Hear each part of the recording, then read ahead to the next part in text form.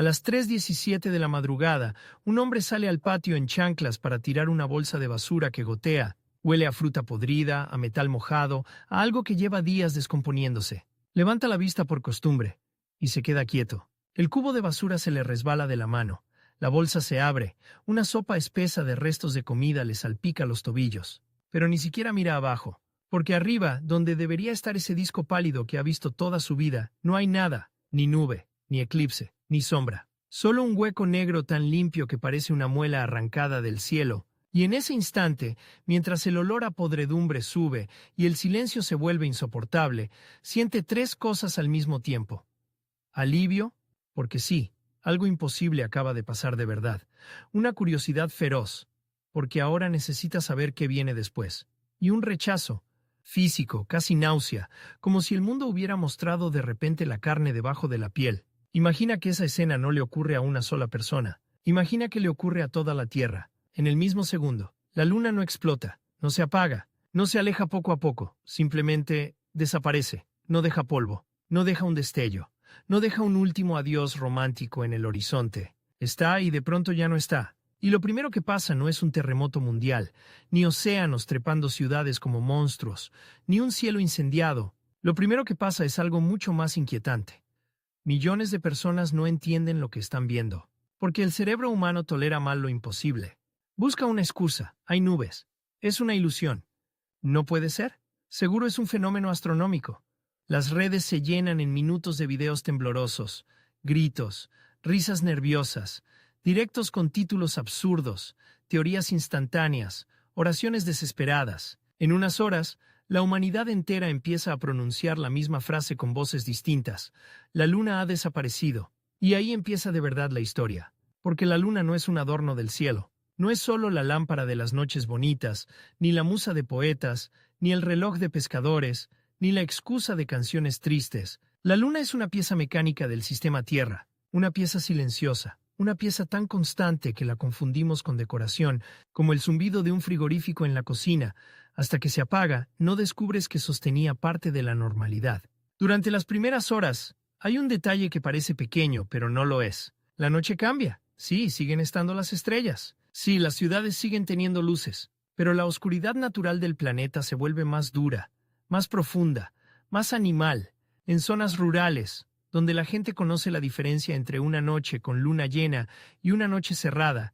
La ausencia se siente en la piel. Hay caminos que de repente son pozos, hay costas que pierden brillo, hay montañas que se tragan sus contornos. El mundo no está más oscuro por una simple medida de luz, está más oscuro de una forma psicológica, primitiva, como si hubieran quitado un testigo. Y mientras la humanidad mira al cielo con la boca abierta, el océano recibe el golpe primero. No se seca, no se detiene, no se vuelve una piscina inmóvil. El mar sigue moviéndose, porque el sol también provoca mareas, pero la luna es la gran mano que las amplifica. Sin ella, las mareas cambian de inmediato. Su altura se reduce de forma drástica. En muchos lugares, las mareas pasan a ser mucho más débiles, más torpes, menos vivas. Para quien no trabaja con el mar, esto puede sonar incluso tranquilo. Menos mareas, mejor, pero no es mejor. Es como decir que un corazón latiendo más flojo suena relajante. Los puertos empiezan a notar diferencias inesperadas. Barcos que calculaban ventanas precisas de entrada y salida por el nivel del agua, ahora encuentran ritmos alterados. Bancos de arena que antes se cubrían y descubrían con cierto pulso, empiezan a comportarse distinto. Estuarios, marismas, llanuras intermareales.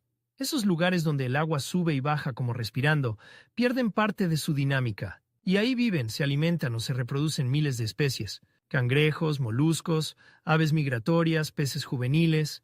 Ecosistemas completos dependen de esa frontera móvil entre tierra y mar.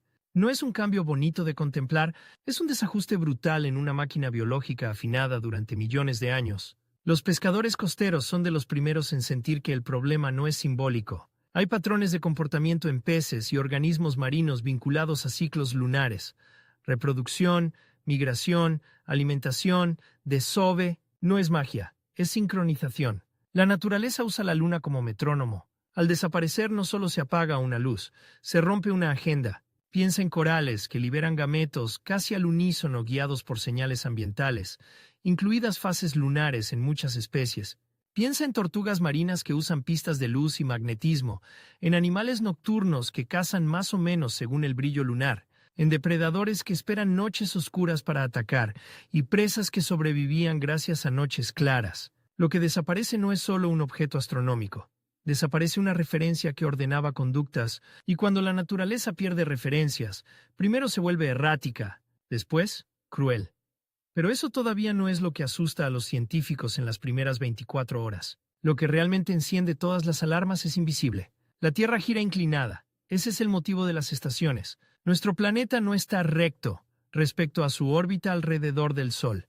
Está ladeado unos 23,5 grados, y esa inclinación no es una estatua. Es algo que puede oscilar, tambalearse con el tiempo. La Luna actúa como estabilizador gravitatorio de ese eje, como una especie de amortiguador cósmico que limita cuánto puede variar esa inclinación durante larguísimos periodos. Sin Luna, la Tierra no se desintegra mañana, pero pierde un guardián, pierde un ancla, pierde una mano que frenaba ciertos bamboleos. Y aquí está el primer gran giro de esta historia. El desastre más grande no llega necesariamente en el primer día. Eso desconcierta, porque el cerebro espera una catástrofe cinematográfica inmediata, espera una ola imposible, el cielo partiéndose, continentes quebrándose. Pero la verdadera amenaza se mueve en dos velocidades. Una rápida biológica y oceánica que empieza ya, y otra lenta, geofísica y climática, que empieza ahora mismo, aunque tarde años, siglos o milenios en mostrar sus dientes completos. Es decir, la desaparición de la Luna no solo produce una emergencia, produce una condena en diferido. En las ciudades, mientras tanto, la reacción humana pasa de la incredulidad al pánico organizado. Observatorios, agencias espaciales, universidades, meteorólogos, astrónomos aficionados, todos intentan responder la misma pregunta con lenguaje distinto. ¿Cómo ha podido pasar? Pero casi enseguida esa pregunta pierde utilidad. Nadie tiene una respuesta. Y surge la única que importa. ¿Qué cambia desde este momento? Los gobiernos intentan calmar, algunos fallan por exceso de optimismo, otros por exceso de secretismo. Hay países donde las ruedas de prensa parecen funerales sin cadáver. Hay otros donde influencers explican mejor que ministros lo que significan las mareas solares residuales. Se disparan búsquedas sobre tsunamis, magnetismo, gravedad, fin del mundo, profecías. Se vacían supermercados en zonas costeras, no tanto por datos como por imaginación. Porque cuando el cielo traiciona algo tan básico, la gente deja de confiar incluso en el suelo. Y aún así, en muchas casas, la noche siguiente la cena se sirve normal. Eso es lo más perturbador de una catástrofe real. La convivencia entre lo cotidiano y lo imposible. Un niño se pelea por el mando de la tele mientras, a miles de kilómetros, oceanógrafos recalculan modelos. Una pareja discute por una factura mientras el planeta entero acaba de perder a su satélite. Alguien se cepilla los dientes mirando por la ventana ese hueco en el cielo y siente una punzada extraña.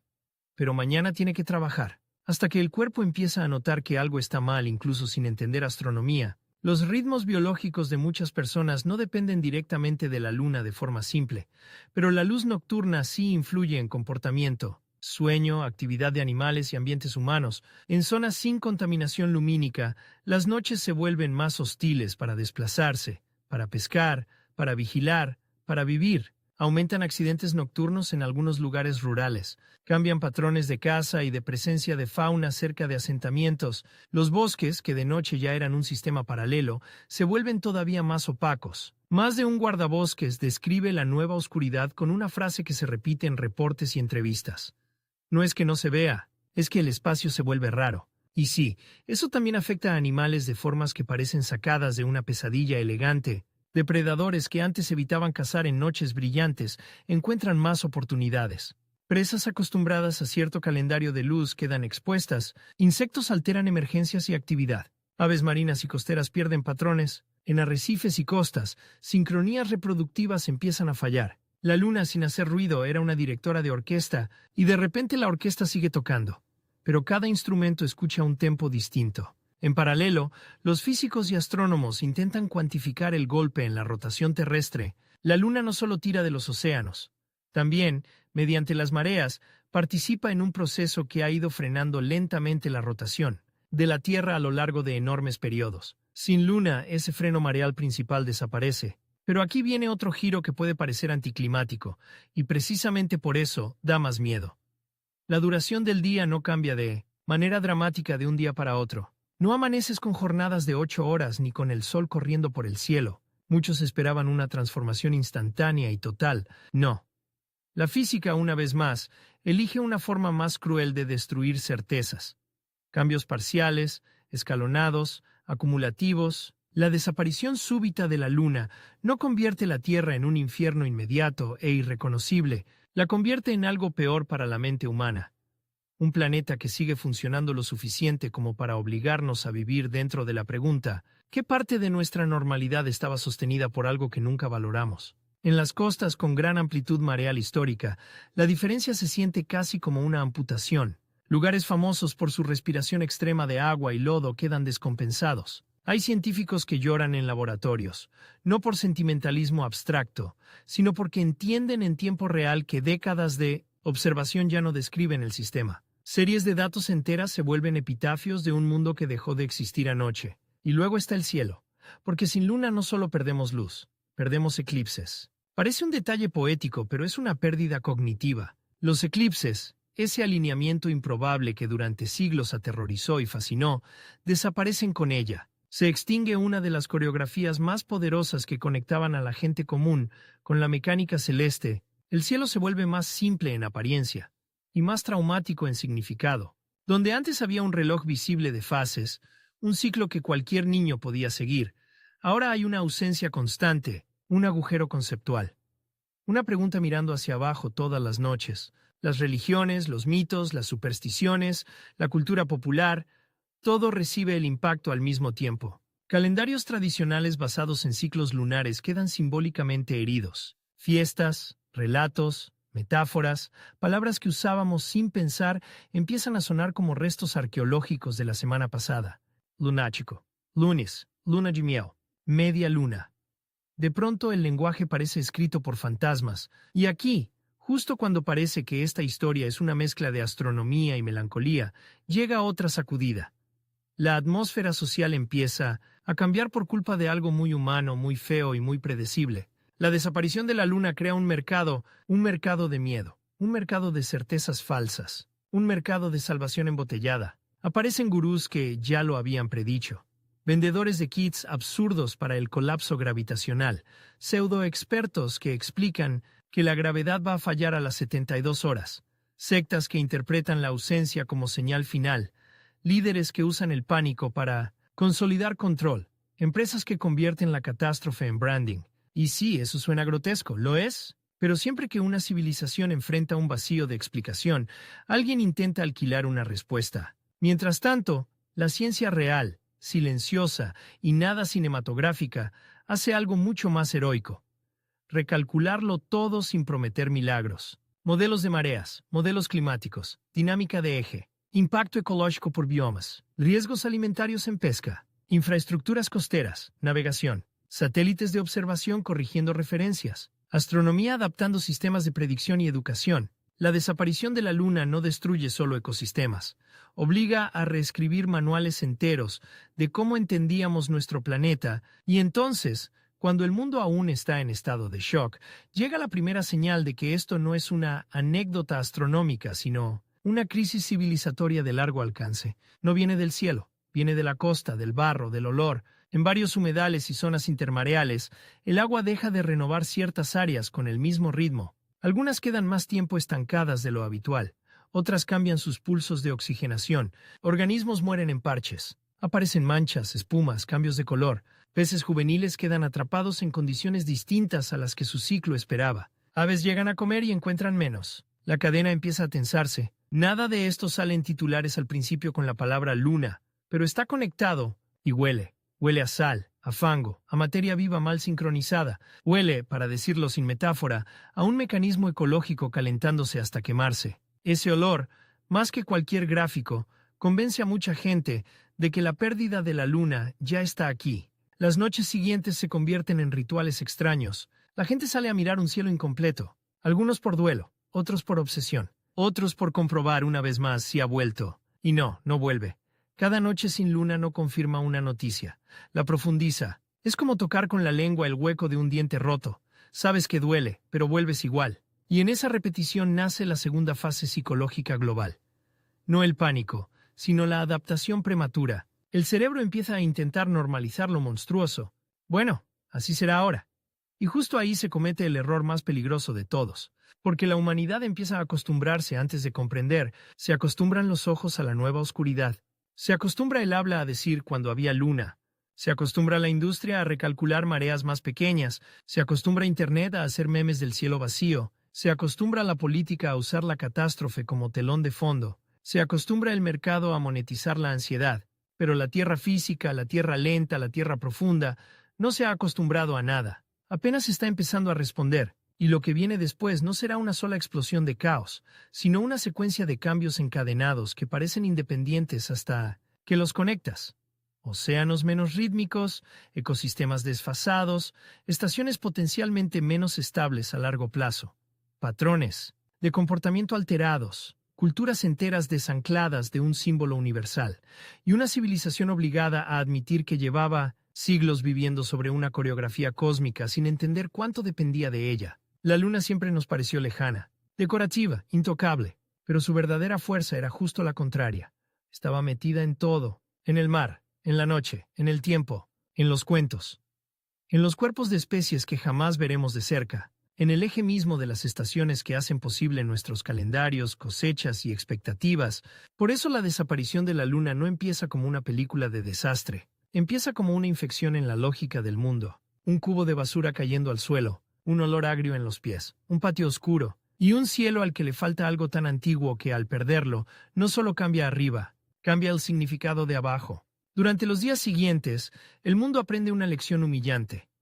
No siempre se reconoce una crisis por el ruido que hace, sino por las cosas que dejan de ocurrir. La luna no está, y al principio la gente busca el gran evento que confirme la magnitud de la pérdida, pero la verdadera confirmación llega en forma de pequeñas anomalías repetidas. Horarios de pesca que ya no encajan, mareas que parecen flojas, animales que aparecen donde no deberían, noches que se sienten demasiado cerradas, instrumentos que registran desviaciones que no son espectaculares. Todavía, como si alguien hubiera movido milímetros una pieza central de un reloj, y ahora todos los engranajes empezaran a rozar con una violencia que aún no se oye, pero ya desgasta. Las primeras semanas convierten a los oceanógrafos en una especie de médicos de urgencias de la civilización. Y no porque el mar vaya a levantarse de golpe como una pared mitológica, sino porque la Tierra, sin luna, pierde una de sus grandes cadencias. Hay que entender esto con la crudeza que merece.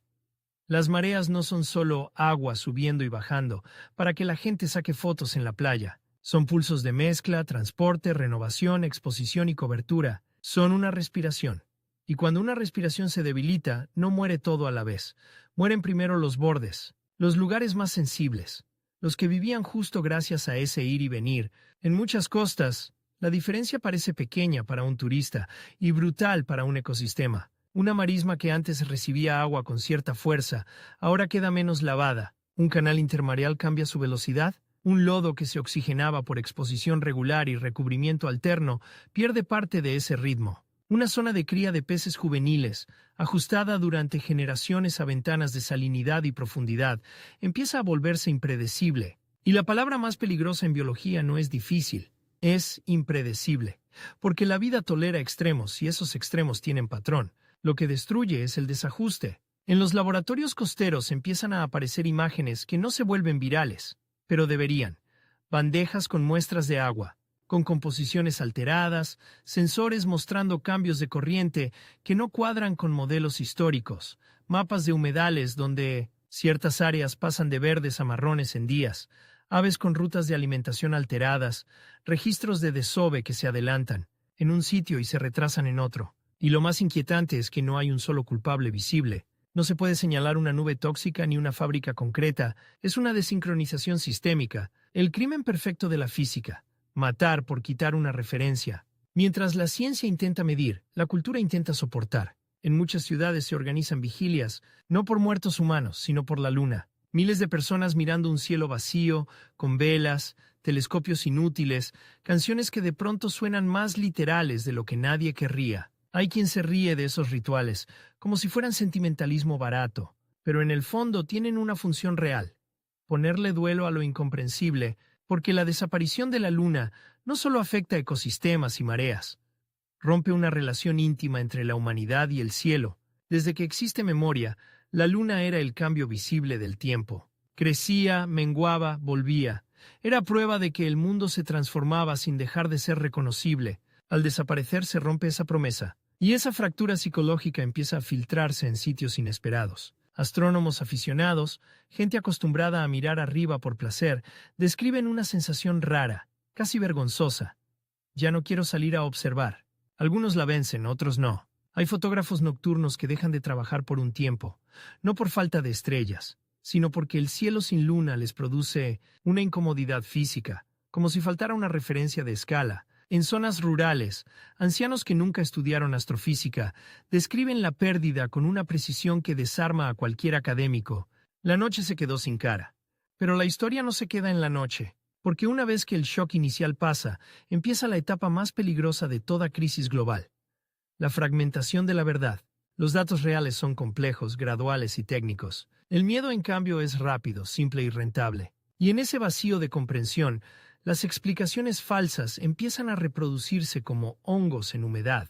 Unos aseguran que la gravedad total del planeta ha disminuido y que pronto no podremos caminar. Otros afirman que la luna era la única barrera contra radiación letal. Algunos juran que es una prueba militar, una simulación, una manipulación de pantallas atmosféricas. Aparecen gráficos inventados, expertos con voz segura y cero rigor, listas de síntomas de vivir sin luna, amuletos, suplementos y cursos de supervivencia astral, y un nuevo tipo de charlatán, el que no niega la ciencia, pero la imita lo suficiente como para vender pánico premium.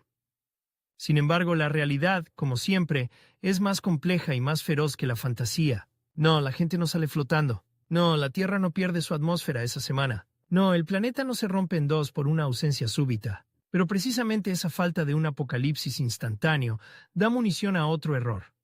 La gente empieza a decir que no era para tanto.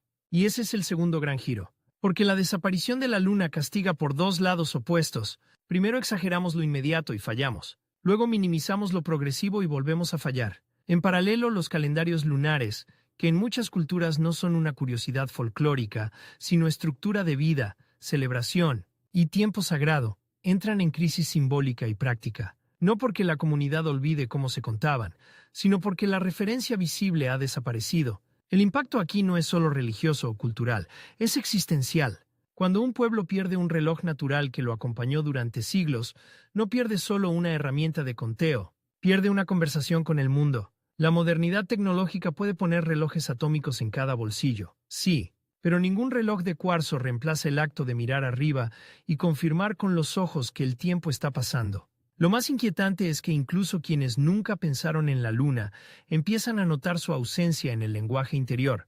Ya no hay noche de luna llena, ya no hay esa claridad blanda en ciertas madrugadas, ya no hay sombra lunar en el mar, ya no hay ese brillo que convertía una carretera vacía en algo menos hostil. El planeta sigue girando, sí, pero una parte de la experiencia humana del tiempo se ha vuelto estéril, como una frase a la que le quitaron el verbo. Y entonces llegan los animales. No todos, no en estampida, no como una película de terror barata. Llegan como llegan los cambios reales, por patrones que primero solo ve quien sabe mirar. Guardas forestales reportan incrementos de actividad nocturna de ciertos depredadores en noches que antes habrían sido demasiado luminosas. En zonas costeras, aves que dependían de ciclos de alimentación muy afinados muestran comportamientos erráticos. Algunos peces alteran horarios de movimiento. Invertebrados que sincronizaban liberaciones reproductivas con señales asociadas a ciclos lunares fallan en la coordinación.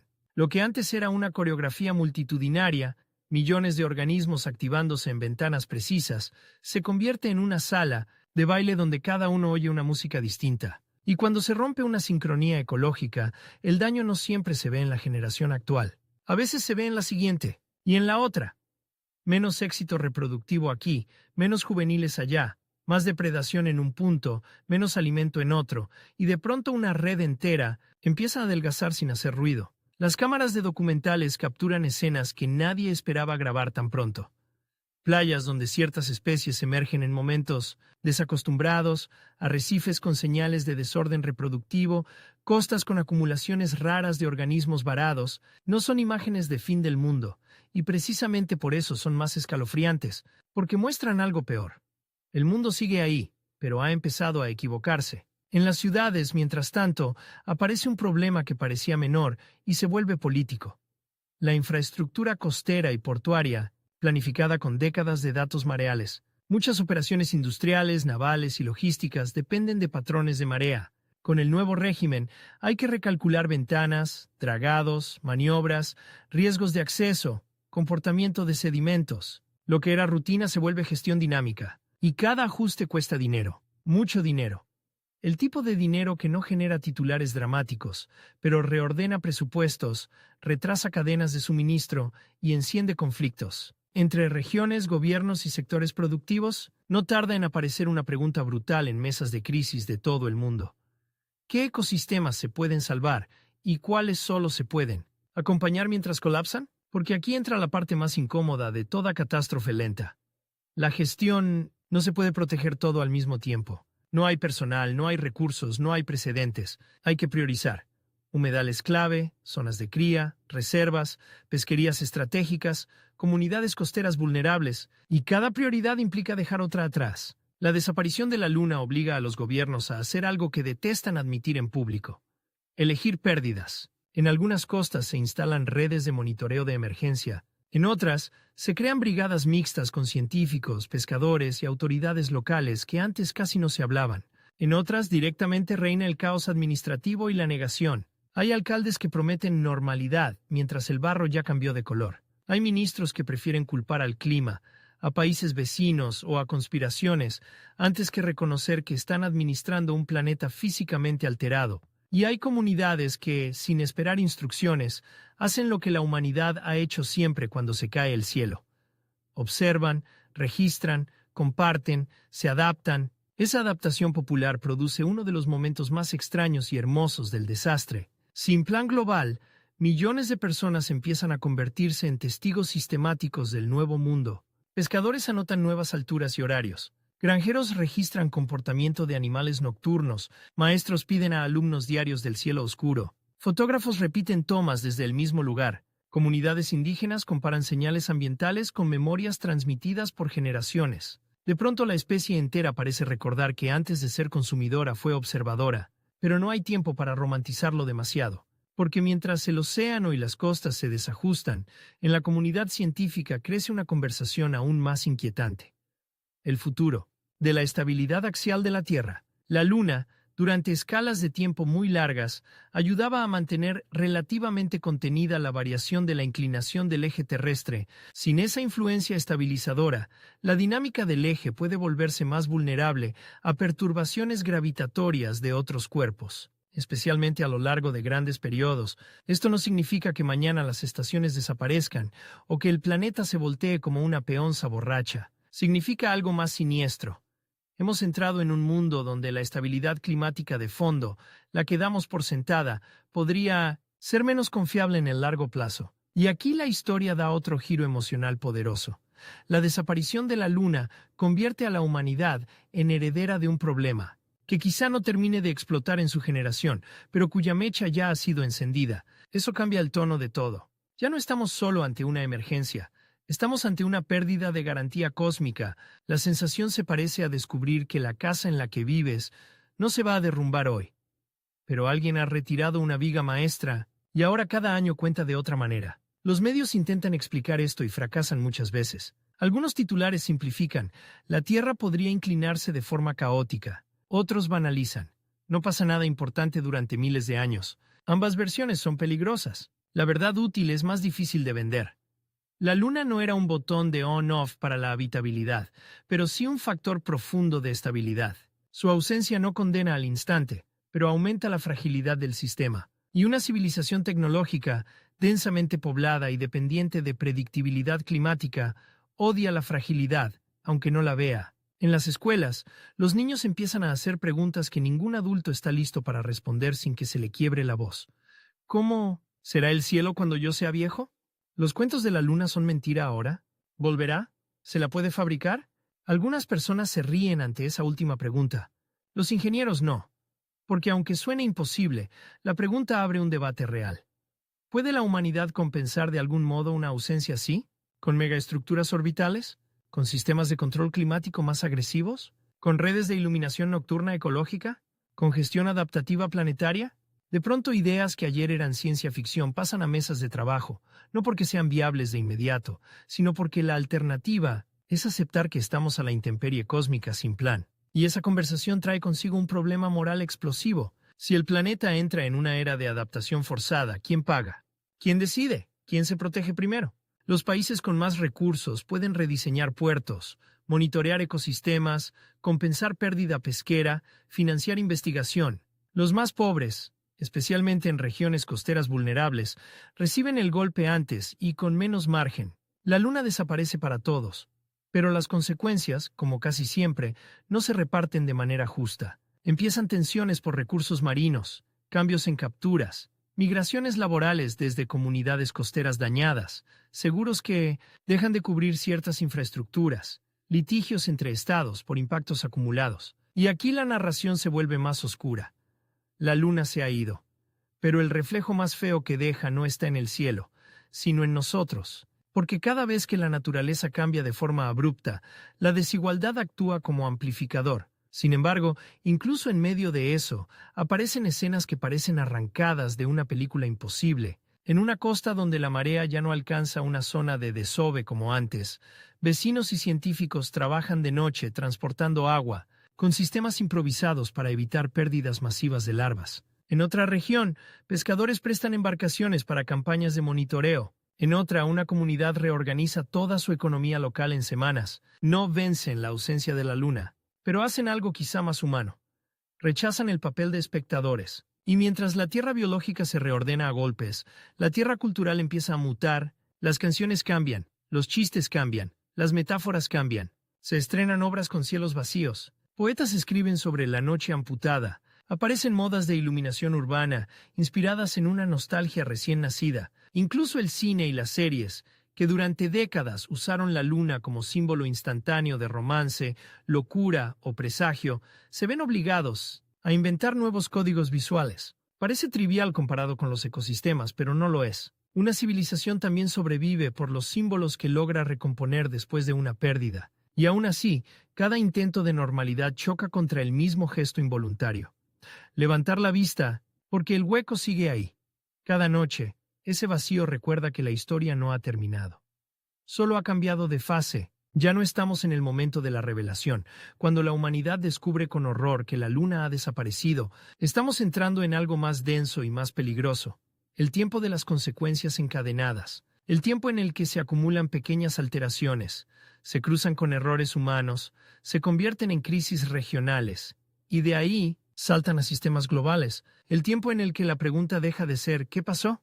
Y pasa a ser ¿quiénes vamos a ser ahora que pasó? Y justo cuando parece que el frente principal está en mares, costas, cultura y psicología colectiva, empieza a abrirse otro escenario, que pocos habían imaginado con claridad: la agricultura.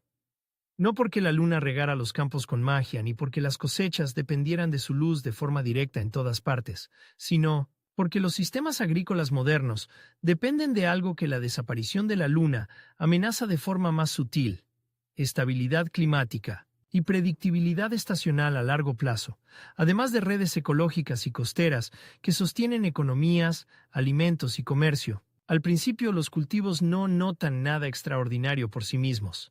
Pero los mercados, la logística, las comunidades y las políticas sí. La pérdida pesquera en algunas regiones empuja demanda hacia otros alimentos. Cambios costeros afectan salinidades y deltas agrícolas. Infraestructuras portuarias alteradas encarecen importaciones. Y una perturbación que empezó en el cielo termina tensando la mesa de millones. Ese es el horror verdadero de un planeta interconectado. Ningún sistema cae solo. La desaparición de la luna no mata la Tierra en una noche. Hace algo más retorcido, la obliga a redistribuir estrés. El océano se desajusta, la economía absorbe, la política se agrieta, la cultura busca sentido, la ciencia corre, los ecosistemas pagan. Primero y los más vulnerables pagan más. Es un dominó que no cae en línea recta, sino en espiral. Y en medio de esa espiral, la humanidad empieza a notar un cambio interno difícil de nombrar. Antes, mirar la luna era mirar algo lejano pero familiar. Ahora, mirar el cielo nocturno es mirar una ausencia activa, no una falta neutra, sino una herida abierta de la realidad. Algo que recuerda cada noche que el universo puede retirar una pieza central sin pedir permiso, sin aviso, sin explicación. Ese conocimiento altera la confianza básica de la especie, no en el sentido místico, sino práctico. Si algo tan constante pudo desaparecer, ¿qué otras constancias eran préstamos? La respuesta todavía no llega completa, pero ya se oyen, bajo el ruido de los puertos, los humedales, los laboratorios, los parlamentos y las redes sociales, crujidos más profundos, como si la Tierra, privada de su compañera más visible, estuviera empezando a hablar con otro tono, y nosotros apenas estuviéramos aprendiendo a escucharlo. El tercer mes llega sin ceremonia, y eso ya es una forma de terror. No hay sirenas globales. No hay una voz en todos los dispositivos diciendo fase 2. El mundo simplemente amanece, si es que simplemente sigue siendo una palabra válida, con más ajustes improvisados, más mapas corregidos, más informes que empiezan con «hemos observado» y terminan con «aún no comprendemos». La desaparición de la luna ha dejado de ser una noticia, y justo por eso se vuelve más peligrosa. Porque cuando una catástrofe deja de ser titular, empieza a convertirse en estructura. Las pantallas ya no abren con el cielo vacío, abren con precios, con retrasos en puertos, con zonas de pesca restringidas, con disputas entre gobiernos por cuotas, dragados, compensaciones, con comunidades costeras que piden ayuda porque sus ciclos de trabajo, literalmente, dejaron de coincidir con el mar que conocían. La luna se fue del cielo y entró en la contabilidad. Y si hay un lugar donde eso se siente como una cuchillada lenta, es en los deltas. Los grandes deltas del planeta, esas llanuras fértiles construidas por sedimentos, agua y paciencia geológica, viven en equilibrios finísimos. Ríos, mar, corrientes, mareas, salinidad, estaciones, infraestructuras humanas, todo negociando al mismo tiempo. Cambia una variable y el sistema entero empieza a reescribir sus fronteras. Sin la fuerza mareal lunar dominante, muchos deltas no colapsan instantáneamente, pero sí modifican patrones de mezcla y circulación, en estuarios, intrusión salina y deposición de sedimentos. Algunos cambios son leves, otros, suficientes para volverse crisis cuando se combinan con algo muy humano, que esos territorios ya estaban al límite antes de perder la luna. Y aquí aparece uno de los giros más crueles de toda esta historia. La luna no crea todos los problemas nuevos. Vuelve imposibles de ignorar los problemas viejos, costas sobreexplotadas, humedales degradados, puertos mal diseñados, pesquerías tensadas, urbanización en zonas inundables, políticas fragmentadas. Todo eso ya estaba ahí.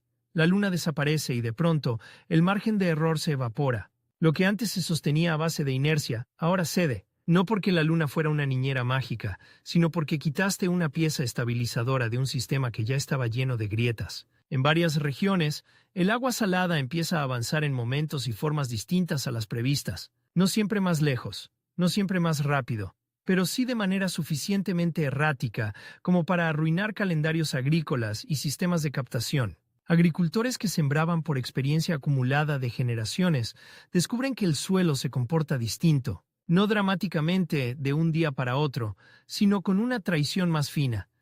Una temporada sale aceptable, la siguiente falla, la tercera parece normal, la cuarta deja manchas de sal donde antes había promesa. Eso destroza algo más que cosechas, destroza confianza. Y sin confianza, la gente toma decisiones defensivas. Siembra menos, cambia de cultivo sin asesoramiento, vende ganado, se endeuda, migra, acapara, abandona. El mercado responde con su propia violencia. Suben precios en algunos puntos, bajan en otros, se encarecen seguros, se retrae inversión. Entran fondos oportunistas, se compran tierras en zonas más seguras. De nuevo, el patrón se repite. Una alteración física se transforma en una redistribución social del miedo. Mientras tanto, en los mares abiertos, las cosas tampoco se arreglan por acostumbramiento. Los sistemas marinos no son un software que se reinicia tras una actualización. Son redes vivas con memoria evolutiva. Muchas especies ajustan comportamiento, otras no llegan a tiempo. Otras cambian de forma que genera nuevas tensiones ecológicas. Lo que antes estaba sincronizado por ciclos ambientales, en los que la luna tenía papel relevante, ahora empieza a mostrar desfasajes acumulativos. Menos éxito de reproducción en un punto, más depredación en otro, cambios de distribución en otro. El resultado no es una imagen de apocalipsis único, es un mosaico de deterioros localizados que, vistos por separado, parecen manejables, y sumados alteran cadenas enteras. Los científicos lo discuten con un lenguaje frío para no quebrarse. Desincronización fenológica, reorganización trófica, variabilidad de reclutamiento, pero en el terreno se ve así. Menos juveniles, menos alimento para aves, más competencia, capturas raras, temporadas impredecibles, comunidades enteras trabajando a ciegas. Y entonces ocurre algo inesperado, algo que nadie tenía en su imaginario cuando pensó, ¿qué pasa si desaparece la luna?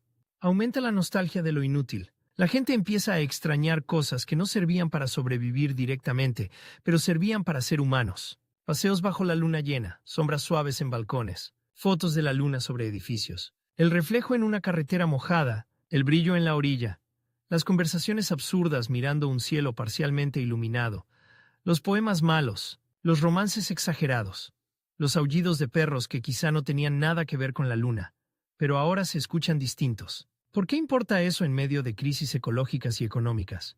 Porque una civilización no aguanta solo con infraestructura, aguanta con símbolos, con rituales, con continuidad emocional. Y la desaparición de la luna ha robado de un golpe una parte inmensa del decorado afectivo de la especie. Empiezan a surgir industrias enteras para fabricar sustitutos, lámparas urbanas con ciclos programados que imitan el brillo lunar en parques y paseos costeros, proyectos de noches de fase en algunas ciudades, donde se modula iluminación pública para devolver una sensación de calendario visual. Experiencias inmersivas en cúpulas y planetarios con lunas simuladas para niños que no alcanzaron a verla o apenas la recuerdan. Turismo de la memoria lunar en observatorios reconvertidos. El mercado una vez más se adapta, a veces de forma grotesca, a veces con una ternura inesperada, y aquí la historia gira hacia un terreno todavía más perturbador. La ingeniería. Cuando una pérdida se vuelve permanente, los ingenieros empiezan a hacer la pregunta que casi nadie se atrevía a pronunciar en voz alta. Si no podemos recuperar la luna, ¿podemos reemplazar alguna de sus funciones? No hacer una luna, como en una fantasía de metal colgando del cielo. Eso roza lo absurdo con la tecnología actual, pero sí compensar parcialmente efectos concretos. Iluminación nocturna en zonas críticas para fauna y seguridad, modelos de gestión, costera avanzados, infraestructuras adaptativas de puertos y deltas, monitoreo planetario de alta resolución, sistemas de apoyo ecológico, en ciclos de reproducción vulnerables, incluso propuestas más extremas de macroestructuras orbitales para reflejar luz en determinados contextos. La sola existencia de estas ideas divide al mundo. Algunos las ven como arrogancia. Primero rompemos el planeta y luego queremos jugar a dioses. Otros las ven como obligación moral. Si sabemos que una ausencia cósmica daña sistemas vivos y comunidades, no intervenir también es una decisión. Y en medio de ese debate hay algo incómodo, casi sucio. Muchas tecnologías propuestas beneficiarían primero a quienes puedan pagarlas. ¿Iluminación nocturna ecológicamente calibrada?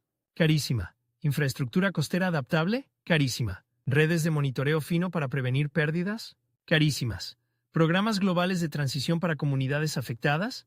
Carísimos. La luna desapareció para todos, pero la luna artificial, en forma de mitigaciones parciales, amenaza con aparecer solo para algunos. Y esa desigualdad enciende protestas, no por romanticismo astronómico, sino por supervivencia y dignidad. En varias ciudades costeras, comunidades exigen que los recursos no se gasten en proyectos simbólicos de iluminación urbana para devolver belleza, mientras sus economías locales se desmoronan. En otras, la demanda es la contraria.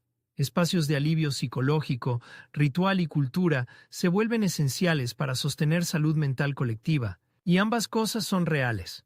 Ahí está el nudo más doloroso de esta etapa. Cuando el mundo pierde una pieza fundamental, incluso decidir qué significa ayuda se vuelve un conflicto. Las universidades, mientras tanto, se convierten en trincheras extrañas donde conviven duelo, precisión y urgencia, astrónomos colaborando con oceanógrafos, ecólogos con ingenieros portuarios, antropólogos con autoridades sanitarias, historiadores revisando cómo civilizaciones pasadas procesaron cambios celestes interpretados como crisis, lingüistas documentando la mutación del vocabulario cotidiano, psicólogos estudiando ansiedad nocturna en generaciones enteras criadas con un cielo estable y de pronto amputadas de esa constancia. Sí, ansiedad nocturna. Porque la desaparición de la luna empieza a dejar una huella mental más profunda de la que muchos esperaban, no solo por miedo al futuro, sino por alteración del sentido de familiaridad ambiental. Personas que nunca habían tenido problemas para dormir describen una sensación de vacío hostil al mirar por la ventana. En zonas rurales, donde la noche natural importa más, aumentan reportes de hipervigilancia, insomnio y evitación del exterior en ciertos grupos. No es una locura colectiva. Es una respuesta razonable a una realidad que dejó de parecer razonable, y entonces aparece el primer gran twist científico-mediático de esta fase. Un equipo internacional publica un análisis comparando varios escenarios de evolución a largo plazo del eje terrestre sin la influencia estabilizadora lunar. Los matices son enormes, la incertidumbre también, pero el mensaje que se filtra al público en una frase se vuelve explosivo. La Tierra podría volverse más climáticamente errática en escalas largas de tiempo. La frase es correcta a grandes rasgos. También es una bomba. Los mercados agrícolas reaccionan, gobiernos comienzan a acelerar planes de resiliencia climática, algunos serios y otros puramente propagandísticos. Empresas venden soluciones de futuro para escenarios que nadie puede fechar con precisión. Grupos extremistas y sectarios la usan como munición moral. Familias discuten si emigrar no por una crisis actual, sino por una posible herencia de inestabilidad para sus hijos. La humanidad entra en una etapa psicológica nueva. Miedo no al fin inmediato, sino a la erosión de la previsibilidad. Es un miedo más silencioso y más duradero. Mientras tanto, el cielo continúa humillándonos cada noche con su hueco, y esa constancia de la ausencia produce un efecto cultural extraño.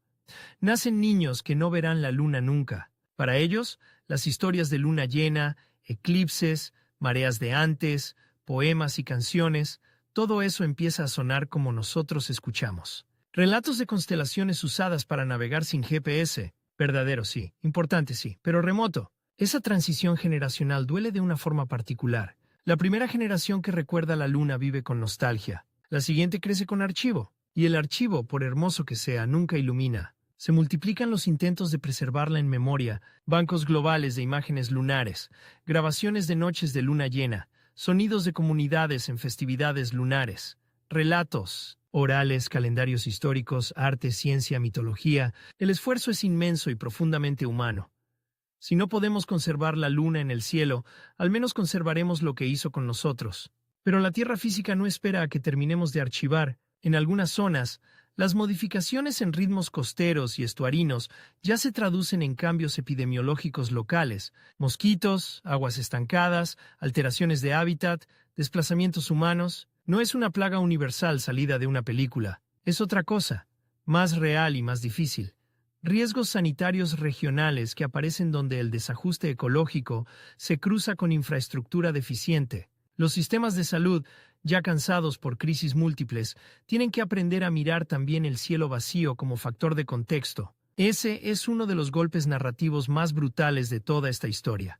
Una desaparición astronómica termina afectando hasta la clínica rural más humilde, no por rayos cósmicos ni magia, sino por la cadena de consecuencias entre agua, ecosistemas, economía y movilidad humana. Y en medio de todo eso, algunos países anuncian proyectos grandiosos con nombres impecables y presupuestos obscenos, programas orbitales, escudos de iluminación, redes de control ambiental, plataformas oceánicas de ajuste de flujo, arquitecturas post-lunares. Algunos contienen ciencia seria, otros son teatro político envuelto en lenguaje técnico, pero todos comparten un mismo gesto: demostrar poder frente al vacío. La imagen es casi trágica.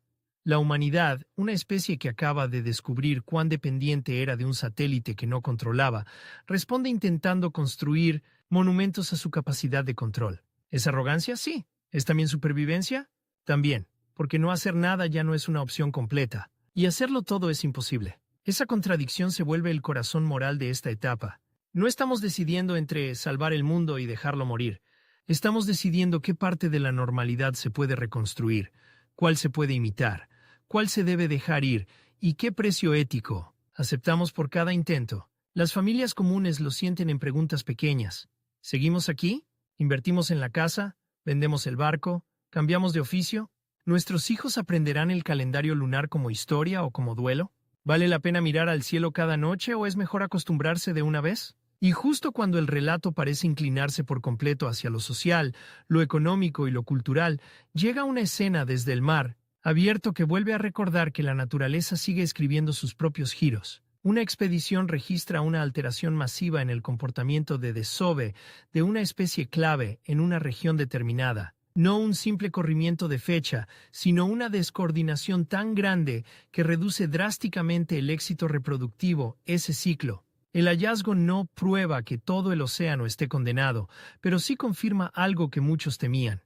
Hay sistemas biológicos donde la luna no era un detalle, sino una señal de sincronización crítica, y cuando esa señal desaparece, la pérdida puede ser mucho mayor de lo que sugerían los primeros promedios. Los promedios de pronto se vuelven enemigos narrativos, porque el promedio dice el sistema aún funciona, pero en los bordes, en los nichos, en las sincronías delicadas, ya hay derrumbes. Y así avanza el mundo postlunar, no por un apocalipsis homogéneo, sino por miles de asimetrías, zonas que se adaptan mejor, zonas que empeoran rápido, sectores que innovan, sectores que quiebran, comunidades que se organizan, comunidades que son abandonadas, ecosistemas que resisten, ecosistemas que se deshilachan. La humanidad quería una respuesta simple a ¿qué pasaría si desaparece la luna? En cambio recibe una verdad incómoda.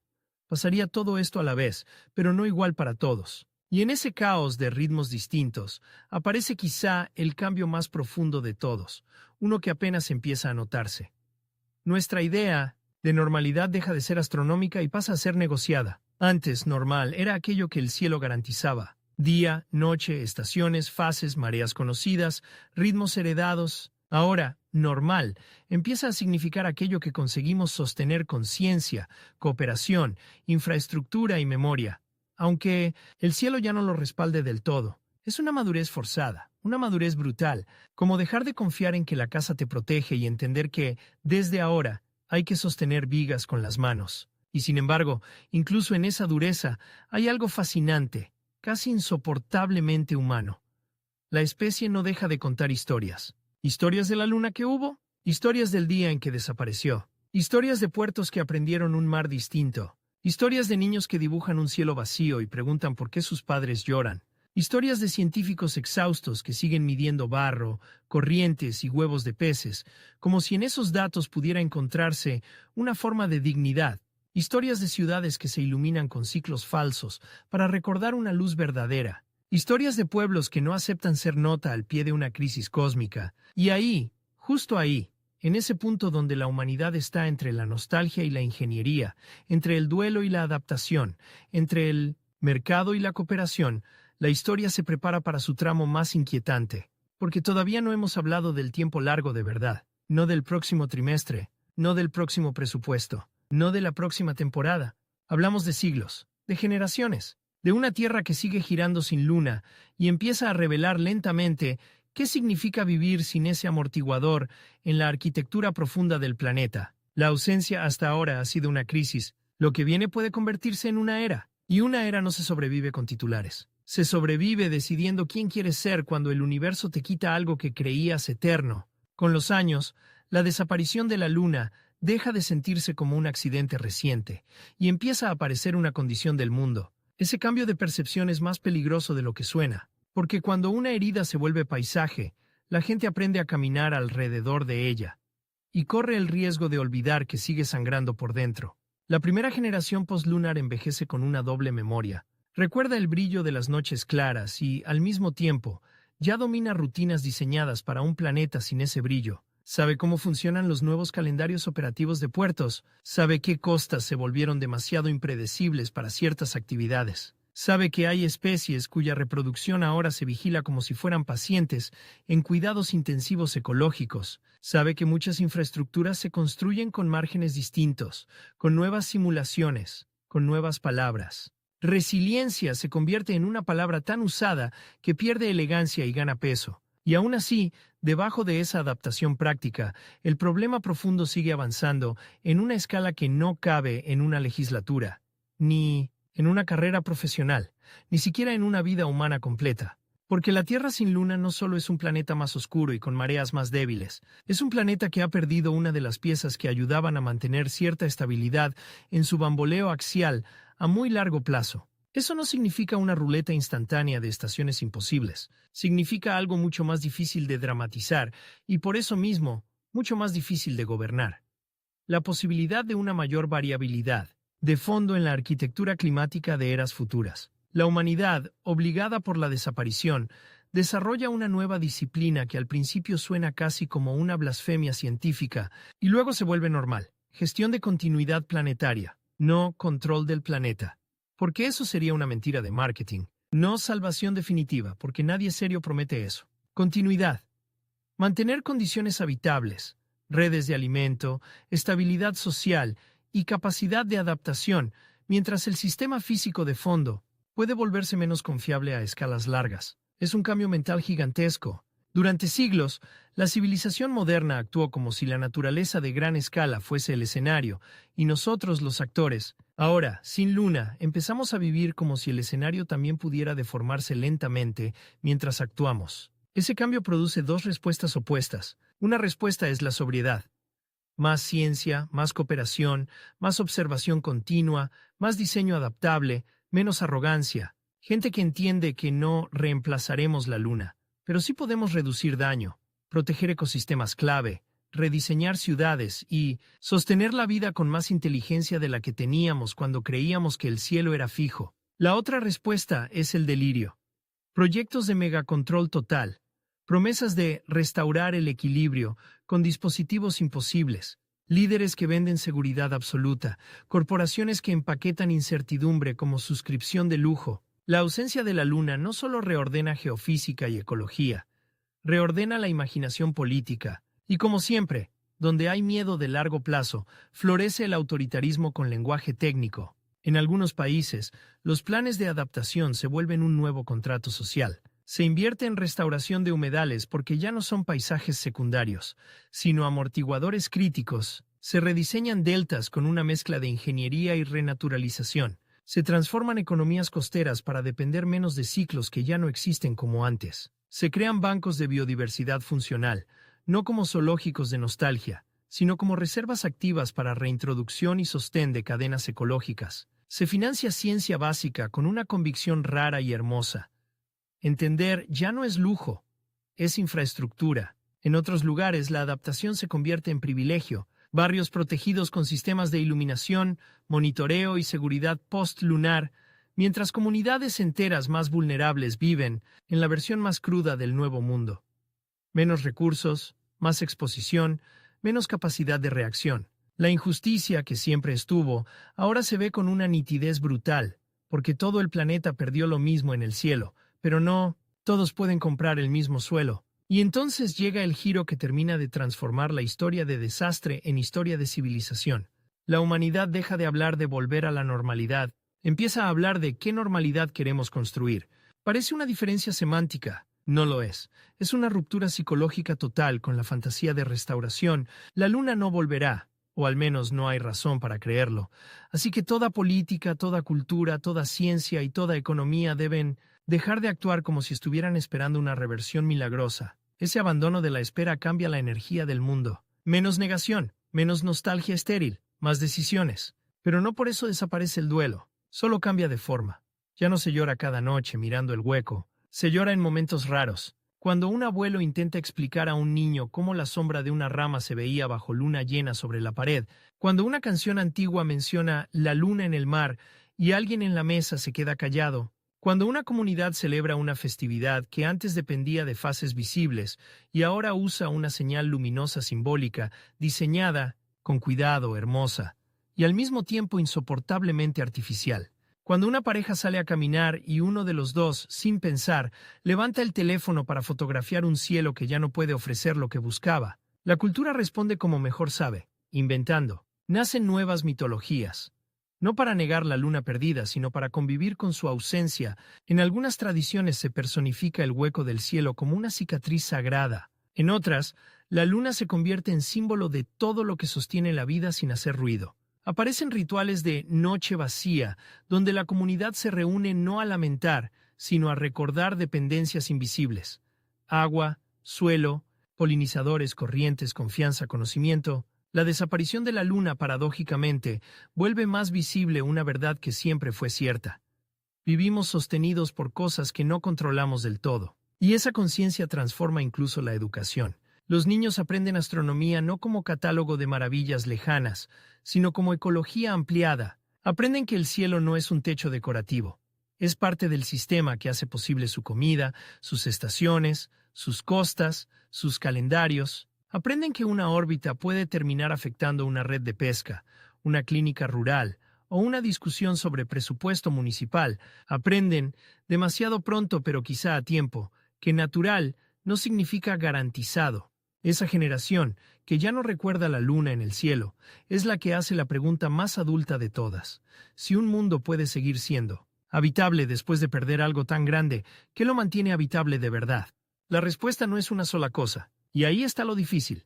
No es solo tecnología, no es solo ciencia, no es solo comunidad, no es solo dinero, no es solo memoria. Es la capacidad de coordinar todo eso sin destruir lo que intentas salvar. En el terreno físico, las décadas revelan patrones más claros. Algunas regiones costeras logran estabilizar actividades gracias a rediseño inteligente, monitoreo y restauración ecosistémica. Otras quedan marcadas por pérdidas permanentes. Pesquerías colapsadas o transformadas, humedales irreconocibles, deltas reconfigurados y modos de vida abandonados. El mar no se vuelve malo ni se calma para siempre. Se vuelve diferente de manera desigual. Y la desigualdad espacial de ese cambio obliga a la humanidad a pensar menos en soluciones globales uniformes y más en mosaicos de adaptación. En biología, ciertas especies sorprenden con una plasticidad inesperada, ajustan ritmos, encuentran nuevas señales, reorganizan comportamientos. Otras no. Algunas sobreviven solo con ayuda humana intensa, y eso abre debates éticos cada vez más ásperos. ¿Hasta qué punto intervenimos en ciclos reproductivos? ¿Qué especies priorizamos? ¿Estamos conservando ecosistemas o fabricando versiones asistidas de ellos? La desaparición de la Luna convierte a la conservación en una disciplina mucho más incómoda, porque ya no se trata solo de proteger frente al daño humano directo, sino de sostener vida en un planeta físicamente alterado, y en el fondo de todo, como un bajo continuo que casi nadie escucha pero que define la melodía, está el eje terrestre y su estabilidad a largo plazo. Los modelos mejoran, las observaciones se refinan, la incertidumbre no desaparece, solo se vuelve más nítida. Se aprende a convivir con horizontes temporales superpuestos. Crisis de una temporada, planificación de décadas, riesgos de siglos, escenarios de milenios. Es un tipo de pensamiento que la política tradicional detesta porque no da recompensas rápidas. Sin embargo, sin ese pensamiento, la civilización postlunar sería solo una sucesión de parcheos elegantes. Aquí aparece el último gran twist de la historia, y quizá el más humano de todos. La desaparición de la Luna, que parecía destinada a reducirnos a víctimas del cosmos, termina obligando a la humanidad a madurar de una forma que ninguna victoria tecnológica había conseguido por sí sola. No porque nos volvamos sabios de repente, no porque desaparezcan guerras, codicia o estupidez. Nada de eso ocurre. Pero se vuelve imposible sostener ciertas ilusiones infantiles de especie, la ilusión de que lo estable está garantizado, la ilusión de que la naturaleza de fondo no entra en la política, la ilusión de que cultura y ciencia son mundos separados, la ilusión de que el cielo es solo inspiración y no también infraestructura, la ilusión de que se puede destruir la resiliencia de un sistema y que otro sistema pagará la cuenta sin consecuencias. Sin luna, cada noche es una lección visual de interdependencia. Por eso los grandes monumentos de la era postlunar no son necesariamente torres ni estaciones orbitales. A veces son cosas menos fotogénicas y más heroicas. Una marisma restaurada que vuelve a proteger una costa. Una red de monitoreo abierta, compartida entre países enemigos, un currículo escolar que enseña incertidumbre sin sembrar pánico, un puerto rediseñado para convivir, con un mar distinto, una comunidad que logra transformar su economía sin perder su dignidad, una política pública que admite límites, en lugar de vender milagros. Eso no elimina el dolor, solo lo vuelve fértil.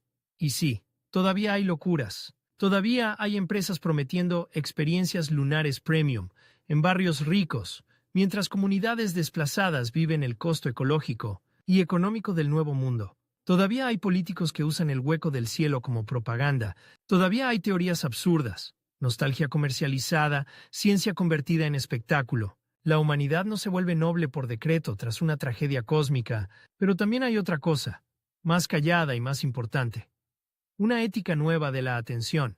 La gente aprende a mirar sistemas, no solo eventos, a valorar reguladores invisibles, no solo héroes visibles, a desconfiar de soluciones instantáneas para problemas que viven en múltiples escalas de tiempo, a entender que una noche más oscura puede terminar hablando de puertos, peces, suelos, salud mental, desigualdad, arquitectura institucional y futuro climático al mismo tiempo. Y ese aprendizaje cambia incluso el modo en que contamos esta historia. Al principio la pregunta era pura fascinación de catástrofe. ¿Qué pasaría si desaparece la luna?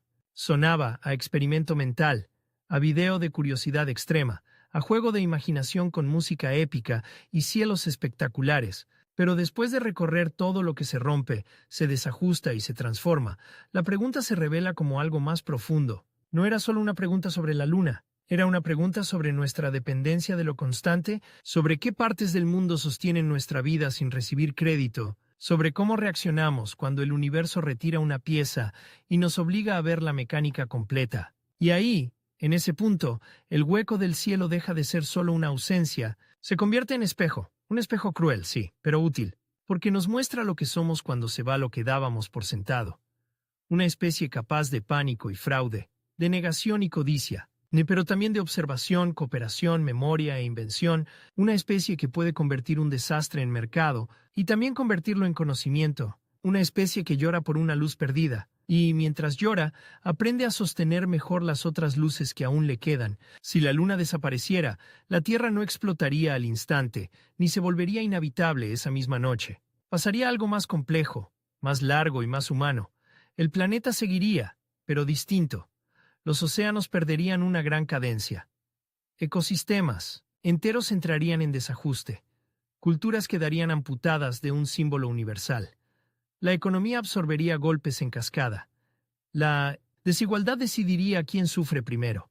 Y la civilización tendría que reinventar la palabra normal bajo un cielo incompleto. Y quizá lo más perturbador de todo sería esto. Después de años de adaptación, de tecnología, de nuevos rituales, de puertos rediseñados, de escuelas reescritas, de generaciones que ya no recuerdan la luna, seguiríamos levantando la vista, no para comprobar si volvió, sino para recordar que una vez estuvo ahí y que, mientras la tuvimos, sostuvo mucho más que las mareas. Sostuvo una parte de nuestra inocencia,